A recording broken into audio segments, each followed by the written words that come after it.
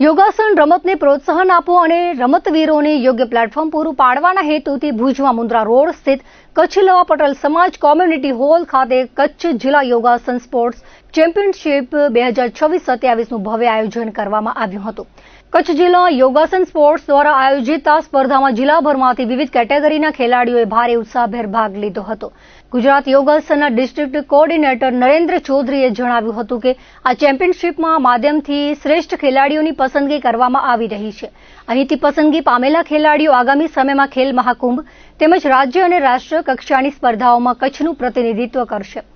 સ્પર્ધામાં જોડાયેલા દરેક કેટેગરીના ખેલાડીઓમાં યોગ પ્રત્યે અનેરો ઉત્સાહ અને ધગશ જોવા મળી રહ્યા છે। તાજેતરમાં અમદાવાદ ખાતે યોજાયેલી વર્લ્ડ ચેમ્પિયનશિપમાં ગોલ્ડ મેડલ જીતીને કચ્છનું ગૌરવ વધારનાર ભુજની દીકરી હિના રાજગોરે આ કાર્યક્રમમાં વિશેષ હાજરી આપી હતી। તેમણે ખેલાડીઓને માર્ગદર્શન આપતા જણાવ્યું હતું કે આ સ્પર્ધામાં જુનિયરથી લઈને સિનિયર એમ તમામ કેટેગરીના ખેલાડીઓ ભાગ લઈ રહ્યા છે, જે રમતગમત ક્ષેત્રે ખૂબ જ સારી બાબત છે। આવી સ્પર્ધાઓમાંથી જ આપણા ખેલાડીઓ ખેલો ઇન્ડિયા સુધી પહોંચી શકે છે। યોગાસન હવે કોમનવેલ્થ ગેમ્સમાં પણ સામેલ થવા જઈ રહ્યું છે, જેથી ખેલાડીઓને વધુ તકો મળશે। આગામી સમયમાં ઓલિમ્પિકમાં પણ યોગાસનનો સમાવેશ થાય તેવી આપણે આશા રાખીએ। તેમણે વધુમાં ઉમેર્યું હતું કે શારીરિક અને માનસિક સ્વાસ્થ્ય માટે યોગ જીવનના દરેક ક્ષેત્રમાં જરૂરી છે।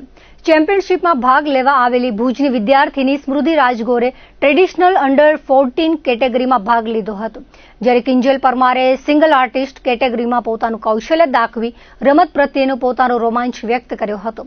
સમગ્ર કાર્યક્રમનું સફળ સંચાલન યોગી નરેન્દ્ર ચૌધરી અને હિના રાજગોરના માર્ગદર્શન હેઠળ કરવામાં આવ્યું હતું, જેમાં મોટી સંખ્યામાં રમતવીરો અને રમત પ્રેમીઓ ઉપસ્થિત રહ્યા હતા। હાલમાં અત્યારે જે વર્લ્ડ ચેમ્પિયનશિપ યોજાઈ હતી યોગાસનાની અમદાવાદ ખાતે, એમાં મારું ગોલ્ડ મેડલ આવેલું છે। 2025માં એશિયન ચેમ્પિયનશિપ યોજાયેલી હતી, જેમાં પણ મારું ગોલ્ડ મેડલ હતું ને જેના થકી મને નરેન્દ્ર મોદીજીના હાથે સન્માનિત થવાનો મોકો મળેલો હતો।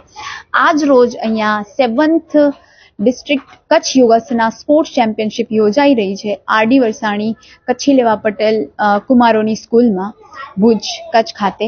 અને અહીંયા અમારે અહીંયા ઓલમોસ્ટ 100 જેટલા જે પ્લેયર્સ છે, એથ્લીટ્સ છે એ આવેલા છે। યોગાસનાની કોમ્પિટિશનમાં 100 જેટલા પ્લેયર્સ એટલે બહુ જ સારી વસ્તુ કહેવાય, કેમ કે યોગાસના જે ગેમ છે it is India's indigenous game, એટલે કે આપણી જ ભારતની દેન છે। અને જે આ ભારતની ગેમ છે એ આપણે વિશ્વના ખૂણે ખૂણે સુધી પહોંચે તો આનાથી મોટી ગૌરવની વાત આપણા માટે શું હોઈ શકે। યોગ એટલે એવી વસ્તુ છે કે આપણે આપણા દૈનિક લાઈફમાં રોજના જીવનમાં સ્વસ્થ રહેવા માટે કરતા હોઈએ છીએ, તો આપણા બાળકોને યોગાસના એઝ અ ગેમ શીખવાડી દઈએ તો સ્વાસ્થ્ય તો ઓટોમેટિકલી આવવાનું છે। ફોનની ગેમમાંથી બહાર નીકળે અને આવી કંઈક ગેમ રમે જેમાં મેન્ટલ સ્ટેબિલિટી બી એમની વધશે, કોમ્પિટિશનથી એમનો વિકાસ થાય છે મેન્ટલી બી, એ રિસર્ચ પ્રૂવ કરી ગયું છે।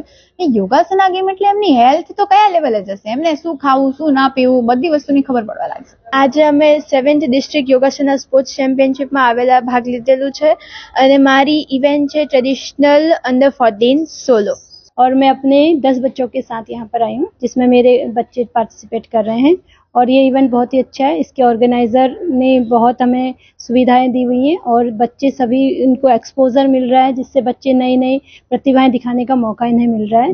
तो मैं इस कच्छ गुजरात योगा बोर्ड का बहुत बहुत धन्यवाद और आभारी करती हूँ कि इन्होंने इस तरह से बच्चों को मौका दिया और सभी पेरेंट्स और टीचरों का प्रोत्साहन के लिए उनको मौका दिया है। હું પીએમશ્રી કેન્દ્રીય વિદ્યાલય નંબર 2 આર્મી ભુજ સ્કૂલમાં ભણું છું ને મેં આજે 7th કચ્છ યોગાસના ચેમ્પિયનશિપમાં પાર્ટિસિપેટ કર્યો છે સિંગલ આર્ટિસ્ટિકમાં ને થેન્ક યુ આજના હોસ્ટને કે શ્રી હિના રાજગોર મેમને કે એમણે આવો એક પ્લેટફોર્મ અમને આપ્યો જેના કારણે અમે અમારો ટેલેન્ટ રિપ્રેઝેન્ટ કરી શકીએ।